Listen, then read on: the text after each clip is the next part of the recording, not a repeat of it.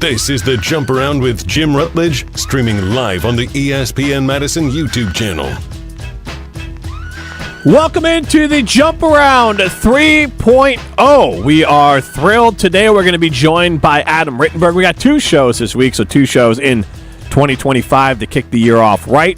And we'll get to Adam Rittenberg in a minute. We're going to talk to him about the Xavier Lucas situation, Luke Fickell, Jeff Grimes, the coaching staff, along with some NIL stuff, and Bret Bielema. So we'll have to get into all of that, but I want to start, Ryan, with Colton Bartholomew. Had some good insight into the situation with Xavier Lucas and the Wisconsin Badgers. I believe there's a statement from Lucas's agent in there. This is like an online agent. The whole thing is weird because it seems like Xavier Lucas found this agent online in a very much sort of Bob Odenkirk's, what's the guy from Better Call Saul, yeah, sort of way of Xavier Lucas's stories out there. This guy retweets it, tries to draw attention to himself, and lo and behold, this guy's Xavier Lucas's attorney. And that's not against Xavier Lucas, more against the attorney. But I would say that the whole thing needs to end, and it needs to end with Wisconsin letting Xavier Lucas out of his commitment.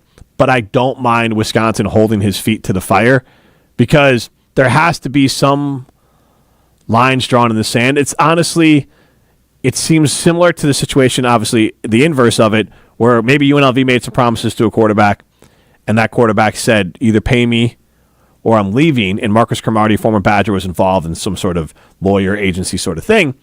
And I was fine with that because if we take it at face value, that in that case, UNLV, the university, made promises to the player that were not kept, and the player said, you committed to me, I committed to you, you're not following through.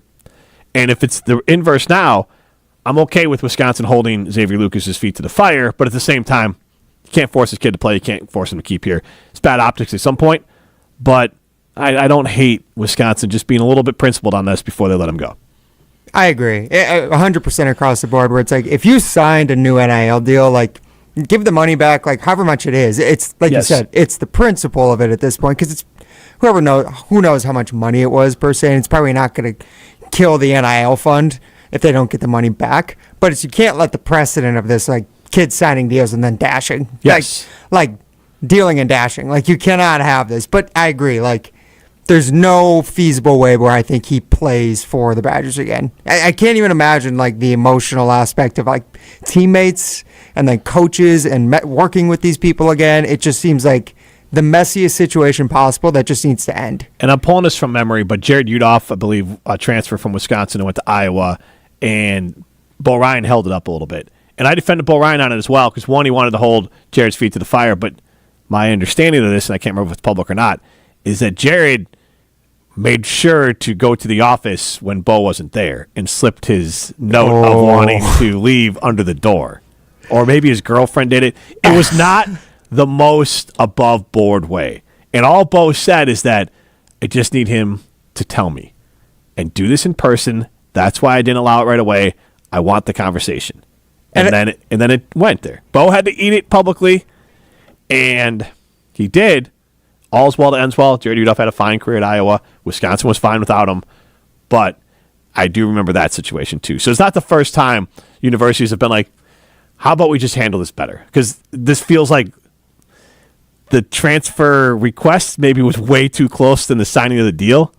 It sounds like it was like fully after the deal. But I'm saying that, like, but I feel like it's like right after. Like, he signed the deal, and then like 2 days later, he's like, all right. So it's almost like you had a mistress lined up, and then your wife, and you're like surprised. Your wife's like, whoa. What's going on here? Because this divorce settlement needs to be figured out a little bit better. And so that's what I think is happening. There could be just a lot of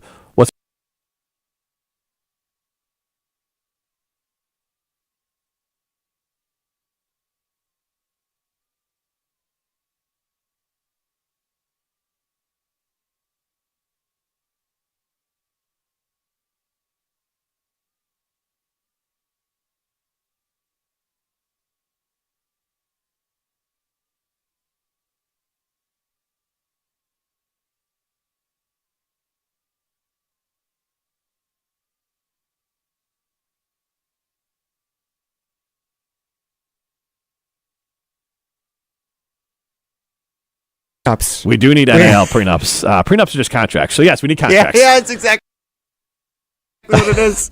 I want to save time for Rittenberg today. Tonight, we got the Orange Bowl, Notre Dame versus Penn State. I would love to see an all Big Ten sort of national championship, but I think this is the game. I like Notre Dame. I'm not one of those Notre Dame haters. I understand that there's a little bit of our crap doesn't stink aspect of Notre Dame. I like Freeman. I like some of the players.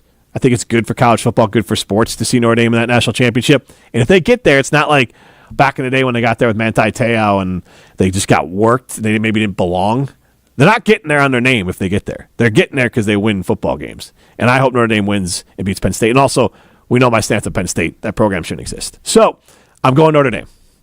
I agree with you. I think Notre Dame has the edge for sure. I think best player in the game still plays for Penn State, Tyler Warren. He didn't do a ton against Wisconsin in that game. Also, don't they have a lineman? Abdul Carter's questionable. Oh, okay. So he hurt his shoulder against against Boise State. His name's popped up in draft stuff, so that's why I was like, that guy's a beast.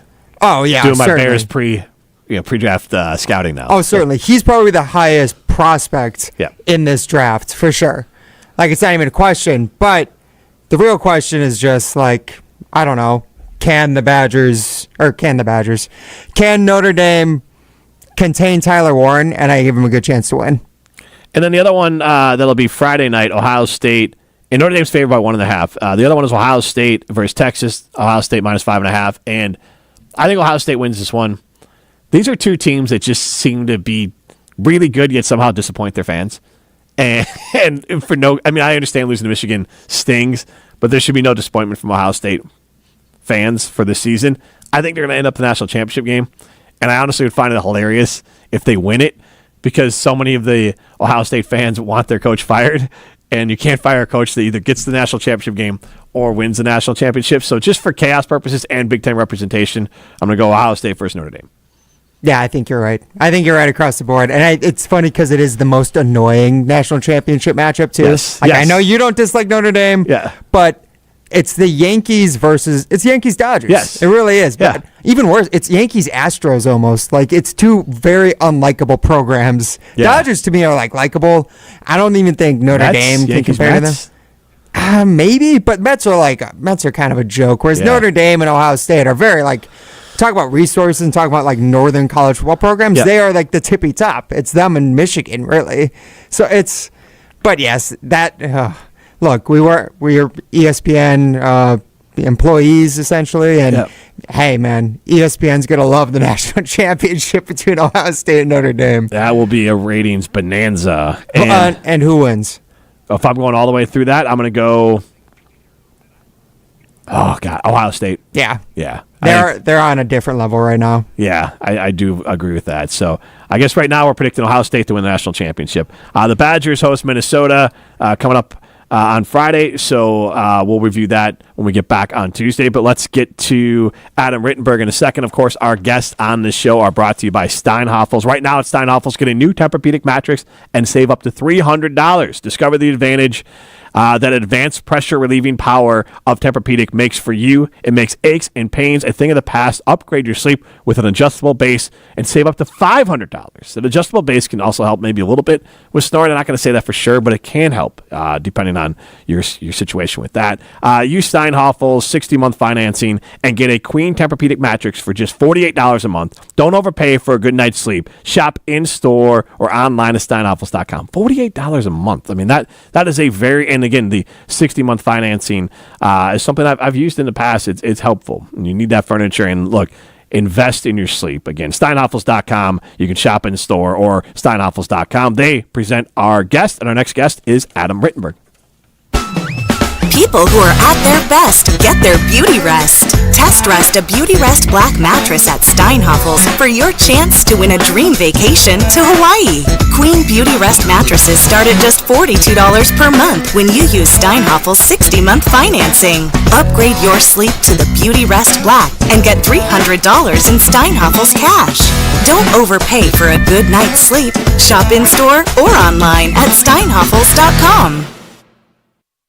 Welcome back to the Jump Around 3.0, the second episode of 2025, and we're thrilled to be joined by ESPN's Adam Rittenberg. And Adam, as always, we appreciate the time. A lot of interesting stuff that you've written recently on ESPN, but I wanted to, before we get into your pick of Luke Fickell possibly on the hot seat, and I understand we'll properly set that up because it was kind of one of those where, hey, what coaches could be in theory. It's not necessarily you're reporting that. It was more insightful. But I want to initially get your thoughts on the offseason for the Badgers in general, the players going out, some of the players coming in, the coaching changes. Like, where do you feel about this state of the program? Do you think fans should be encouraged, discouraged, or just kind of waiting to see with what's going on over the last couple months since the season's wrapped up?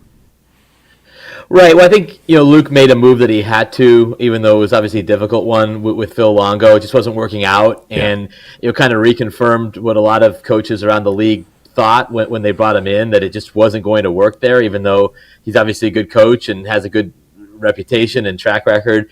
So I think by bringing in Jeff Grimes, who I've known for a long time, and offensive line guy, wants to run the ball, I think we'll be a little bit closer philosophically to the identity that had been around the program for a long time. So I think that was the most important change. And there's obviously been some other moves here and there on the staff, but I think, again, Wisconsin needs to more closely resemble what we saw over the years from that program, and obviously Jeff, I think, is able to do that. So obviously a really difficult way to end the season, but they've at least positioned themselves for a different story in 2025.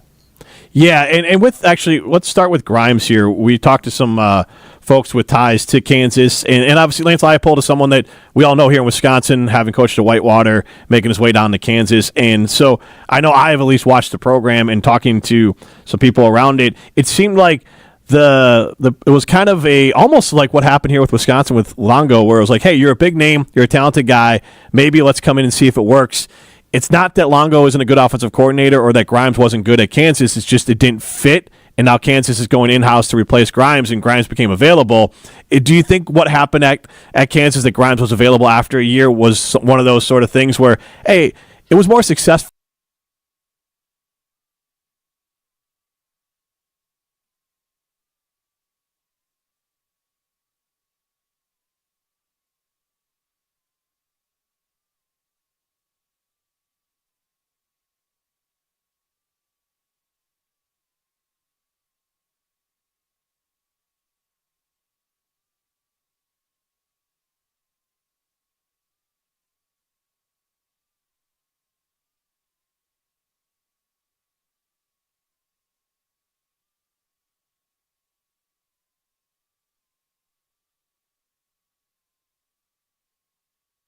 Grimes find a different position that maybe he fits in better philosophically?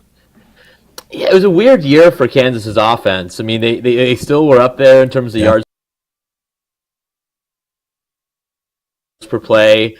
They moved the ball. They obviously had a really good performance against Colorado, which was a game that kept Colorado out of the Big 12 championship. But you go 5-7 with one of your more talented rosters, and Jalen Daniels and Devin Neal and all sorts of excellent players on that team. And there were some late game issues that really cropped up, especially early in the season, which were leading to some of those narrow losses. And so I just think in totality, they felt they tried it, wasn't a complete failure, but wasn't a huge success either. And with Jim Zabrowski being there, who'd work with Jalen Daniels coming back for another year, Lance Leipold decided to go in that direction after Jeff moved on. So again, I think this is a case where, in theory, it could work out for both. Yeah. We don't see that too often in college football, but it is possible in this case. We have seen it. We don't have to get specifically into the names, but it looks like Wisconsin has tried to get a little bigger at wide receiver. I would imagine that helps with the overall blocking in the run game, because Kansas and at Baylor, like, Grimes likes to run the ball. 200 yards a game is not out of the question. And then also involving the tight end more. They got one of the top tight ends in the transfer portal. So it does seem like recruiting-wise, we're going to see, maybe it's not the Paul Chryst offense we saw the last few years, but maybe it's back to the Paul Chryst offense that he ran with Scott Tolzien, where it was a lot of running, a lot of tight ends, bigger wide receivers that could help blocking. Is that kind of what you're assuming, knowing the play calling from Grimes, but then also some of the bodies that they're trying to bring in the transfer portal? Right. I think this is something that reconfirms, what they want to be going forward. And Jeff's a guy that, again, has coached offensive line, has coached tight ends, former offensive lineman.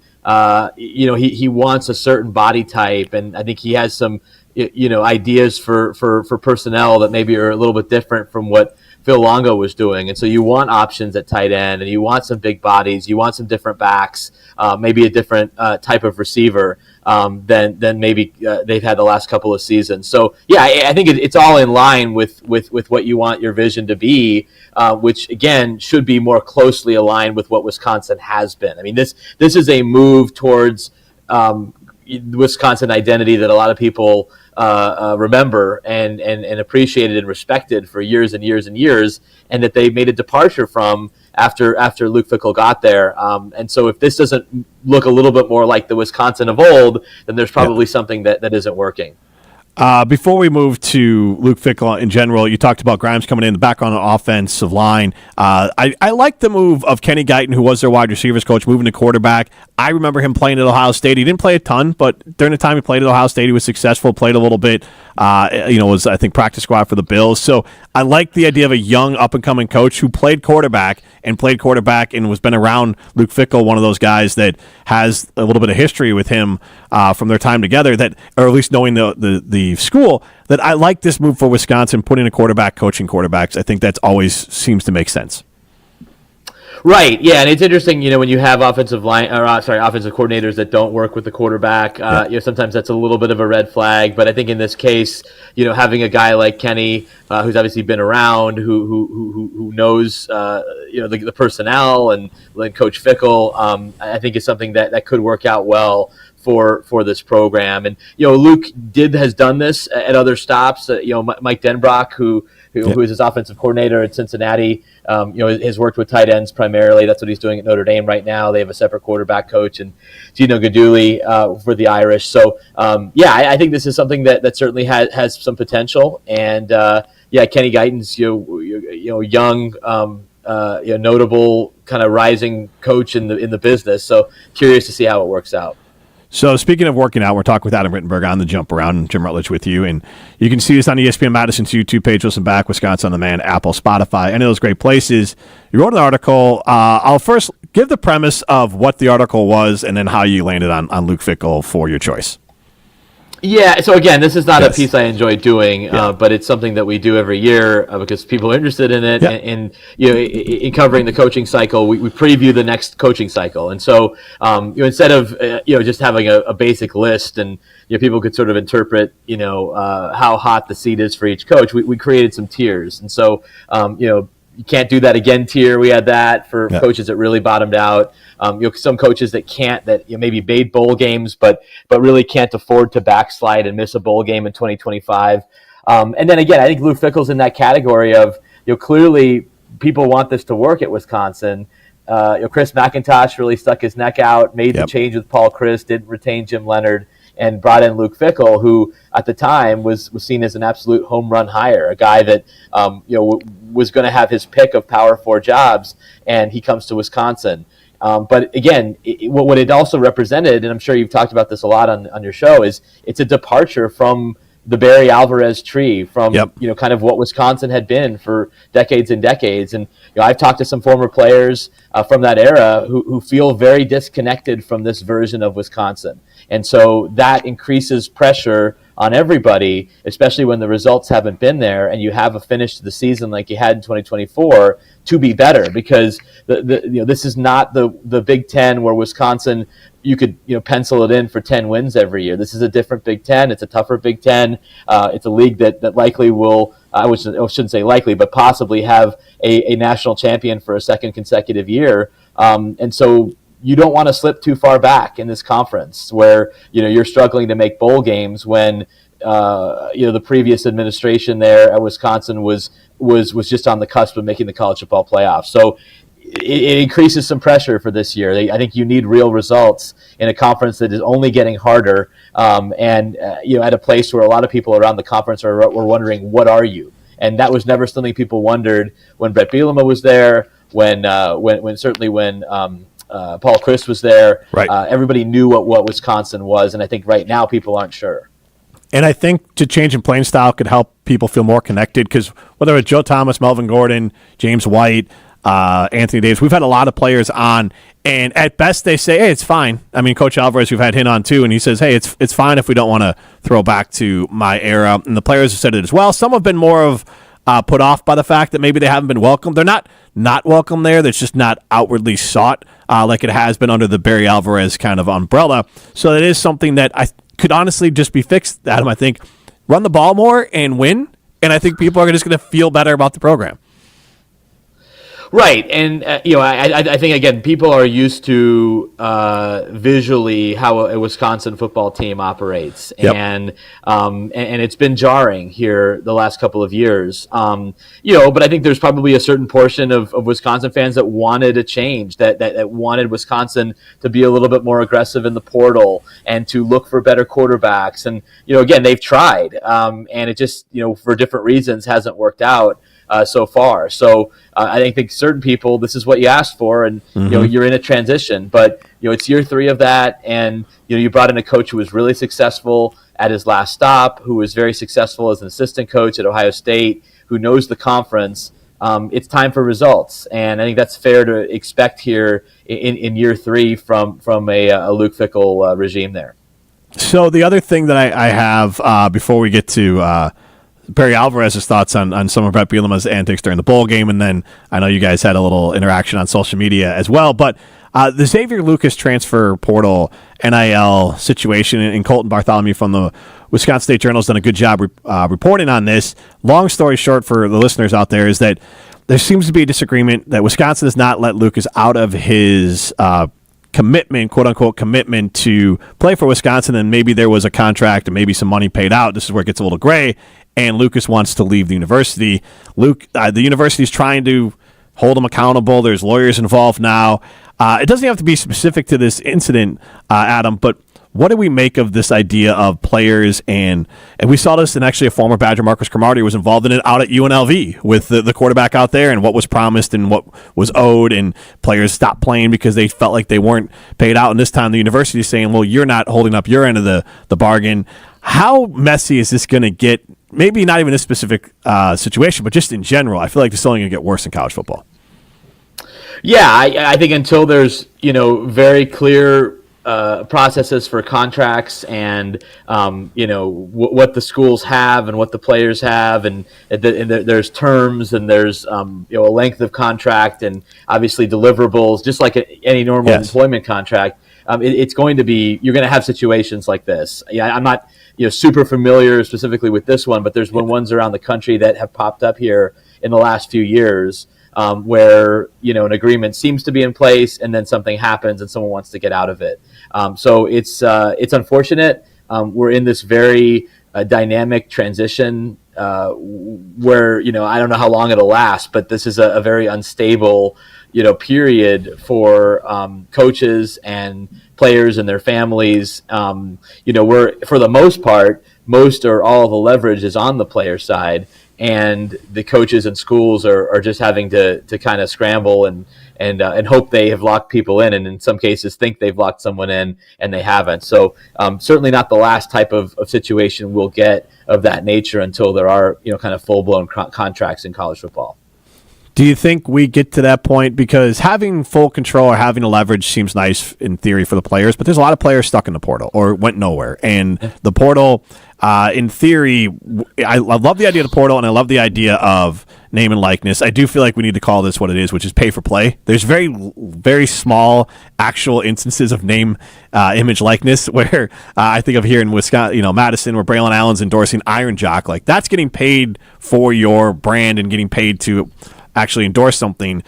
Getting a check and then showing up at a golf outing is not necessarily, that's more pay for play. And so there is a difference between what is actually happening and what we're calling it, but also the portal is a big part of it.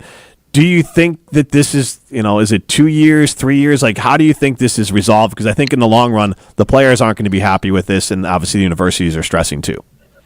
Well, I think the House settlement and that going through is going to change a lot of things. And I think there's a sense that a lot of the external, there'll still be collectives but a lot of the transactions will come within the university versus doing everything on the outside. I think in theory, and probably from looking back, it was naive to think that, let's just keep everything external from a school standpoint, and we'll be fine. Like that wasn't a very smart way to think about it, given who's involved and the loopholes and the different ways, and the fact that really, again, eligibility.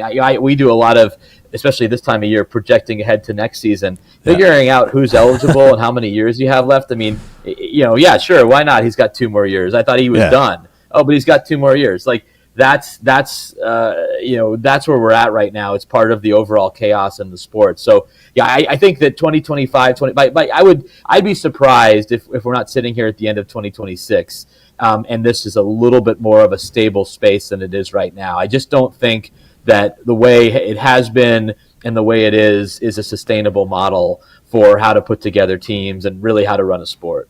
Yeah, and I'm not a political expert, but it does feel like the collectives are kind of like super PACs of like, oh yeah, we're not really involved, but you are kind of involved, and then it's kind of just sort of like who's controlling what, and then it just gets, I think it becomes exactly what nobody wanted. It's everything they fought for it not to be, it turns into it. I want to get to, so obviously Bret Bielema here at Wisconsin was a guy who, and Barry Alvarez talked about this, but he won a lot of games, but when he left, I think fans were, they were worried about the state of the program, but at the same time, it wasn't. I think it was a 7 and 6 years last year here, and there was 2 teams suspended in front of him that got him to the Big Ten championship game. They won that game, so it was a little bit of a surprise. But Barry and Bret know each other very well, and we had Barry Alvarez on one of our shows the other day, and he was talking about Bret Bielema during the bowl game and his antics there.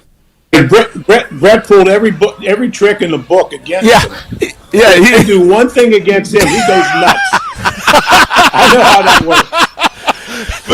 Coach, and he goes over the sideline. He's on the sideline taunting him.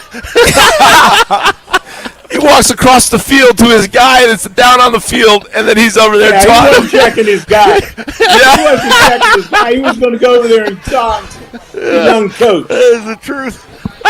He knew he was under his skin, and he was going to get him a little bit more.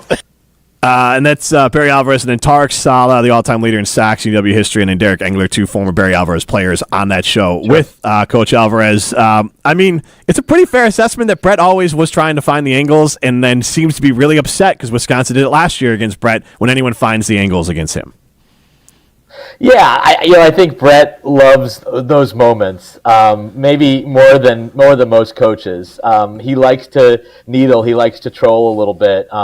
I think he, it certainly has respect for Shane Beamer and South Carolina, but Bret also, and when I kind of like this because I don't think there has been enough of this in the Big Ten. I think Bret has sort of taken the Big Ten flag and he's waving it right now, and the Big Ten finally has the upper hand in this rivalry, which was dominated by the SEC and the Southern teams for so long. And I always joke with Bret, I think I've told him this, like he's like the most Big Ten person on the planet. If you think about his affiliation now with 3 schools in the conference. Yep. So you kind of want a guy like that needling the South Carolina coach, but not just that, then going out and winning the game.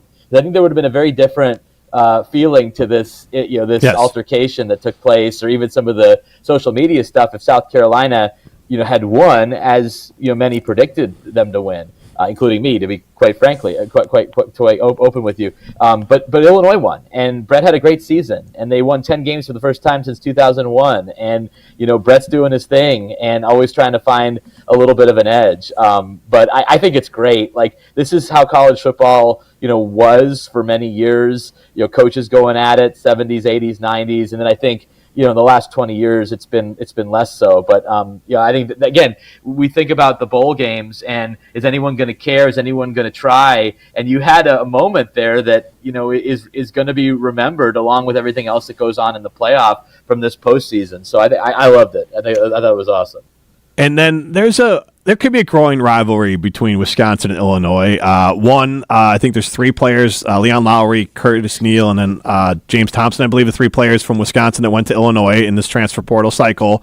And then you also have Aaron Henry, a star player for Bret Bielema's defense back in the day. Aaron Henry, defensive coordinator / secondaries coach. And then you also have, and this is a throwback. I know, Adam, you'll know this, but Bart Miller, did take over as offensive line coach for Bret Bielema. I believe Bret's last year when he had, I think Mike Markison was the offensive line coach. And I remember Bart, because I'm an FAU alum, he followed the coaching staff down to FAU for a little bit with Ben Strickland, and then all of a sudden their defense, Charlie Partridge was the head coach down there. Bart Miller was down there. So they have two guys from Wisconsin on the staff at Illinois, along with bringing in some players in the portal.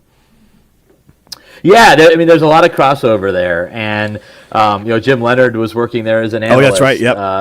That was his first post Wisconsin gig, and now he's obviously back in the NFL. So yeah, Bret is a guy that has an incredible network, including from his time there at Wisconsin, and he's got a number of former players who are coaching. Obviously, Aaron Henry doing a great job as the defensive coordinator. Jay Valai, who's a guy that I'm still close with, is out of Oklahoma. There's the best. Others. Yeah. So there's definitely a connection. You have a little bit of this around the Big Ten. There's a similar one. I don't know if you've noticed this, but like Minnesota and Rutgers have a ton of crossover. Because PJ Fleck worked for Greg Schiano. They've traded defensive coordinators. Kirk Chiraka moves from offensive coordinator at Minnesota to Rutgers, and he brings a quarterback with him. So there's a couple of these pairings in the Big Ten and around the country where it just seems like there's a ton of connections. And obviously Wisconsin and Illinois is becoming one of them. And you and Bret had some fun on social. It sounds like you know Bret well. And this is literally, I want to, for anyone aggregating, this is literally just a hypothetical. But as we're talking here, and you had to write the story about who could potentially be in the hot seat, is there a world that Bielema could end up back at Wisconsin if things didn't work out for Fickell? Mac knows him. It's not like they're not connected. Yeah, it would be interesting. I think there would be some hesitancy possibly on both ends to make that move, even though, obviously the fences have been mended with Barry, and I've written about that. I know you've probably discussed it. Yep. I just think it's a place that it would be hard for him to go back to, and maybe a hard place to welcome him back. But I think if things don't work out, they probably need somebody like Bret Bielema next, because it would be a return to who they are, but also somebody who has navigated the personnel space in the current landscape pretty well at Illinois. They've done well in the portal, and they've been able to keep their players. And so there's many traits that he brings. And I also think Bret's a better head coach, quite frankly, than he was even during his highest moments there at Wisconsin. So in a sense, it would be a good hire. I just don't know if it would be a hire that makes sense for both sides at this point, given the history, because there's obviously a lot of baggage there. Yeah, absolutely. It was just as I have his bio in front of me, and I see Barry Alvarez in Wisconsin listed in here 7 times. So it just popped in my head. I was like, you know what? It's always worth asking, because he does remind, like Jim Leonard. I think the flaw against him, at least on the outside looking in, was that he's not the character that Bielema is, and Fickell understands how to play the game too. It's not exactly the same as Bret, but Fickell knows how to go out. I mean, Jim Leonard is somewhere in between Fickell and Paul Chryst, and I think Wisconsin felt like they needed a guy who was really going to embrace this portal and NIL. And I'm not saying Leonard wouldn't have, but there was at least a little bit of track record with Fickell doing it. And so you're right. If it doesn't work with Fickell, they still have to find someone that can navigate Wisconsin football tradition, but also this new college landscape. Right. And again, I and pretty much anyone else thought this was an absolute home run hire, and I still think it can work out very, very well for Wisconsin. But you also have to be honest about the things we've seen over the last 2 years, and it hasn't been encouraging. It doesn't feel like they're closer to making the playoff. It feels like they're further away from making the playoff, and that's really why the hire was made. Is that Wisconsin was a program that was hovering on the fringes of the 14 playoff and making Big Ten championship games and finishing in the top 15 or top 10. How do we take that next step? Well, why not hire a coach who made the playoff at a group of 5 team, who maybe if he doesn't make the playoff that year is the head coach at Notre Dame instead of his former defensive coordinator, Marcus Freeman. There's all sorts of what-ifs there if you want to go down that road. Yeah. And Wisconsin got him. And that was seen as a bold, risky, but hey, they're going for it type move. And sometimes those work out, and this one could still work out, but objectively it's hard to sit here in January 2025 saying like it's working out right now. So something's got to shift there, and this is the season where it has to happen. Yeah, I don't think Fickell would say it worked out. The one thing here, and I don't mean to, like, it's not a downer because I actually think things can turn. It's more of, if the Badgers go out next year and win 7 to 8 games, and especially what those 7 or 8 games are, people are going to feel like the program has then, especially if they get to Wisconsin football, the vibes around the program and the fan excitement will turn because everyone was gone. Like that, Camp Randall was empty, and people around me were asking, "Wait, what's the buyout for Fickell?" at the end of that Minnesota game. So the bar has been lowered, and so he can quickly raise it back up and clear that bar and then raise it back up with a respectable season, beating some traditional opponents, maybe one upset in there, and get some trophies back. And everyone's going to be very excited really quickly about Badger football. Right, and I think it's also who do you beat and how do you beat them? How does it look? Yep. I think at this point, because it's looked so different the last couple of years, it has to resemble what Wisconsin football was for decades and decades and was really respected. Again, that's why Iowa gets respect. That's why Minnesota has gotten a little bit of respect. Illinois, you know what it's going to look like with that program given who their head coach is. And so I think that's important, is that they need to win. You can't bottom out like you did at the end of the season again, but you also have to have those traits of a successful Wisconsin football operation that a lot of us are and not certainly the Badger fans, maybe more so than anyone, they'll be able to identify that. Adam, really appreciate the time. Great stuff. Thanks for having me. All right, that's Adam Rittenberg from ESPN. This is the Jump Around 3.0.